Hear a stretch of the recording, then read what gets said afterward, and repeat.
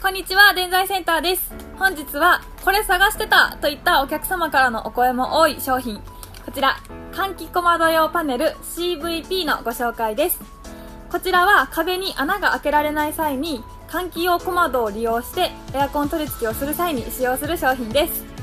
施工手順は先に配管を小窓に通してから分割式スリーブを取り付けて押さえ板とネジで固定するだけなので取り付けがとっても簡単です。また窓の開け閉めの際に配管に当たらないようにするストッパーもついておりますので安心です。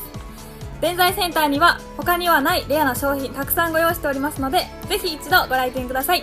またチャンネル登録の方もよろしくお願いいたします。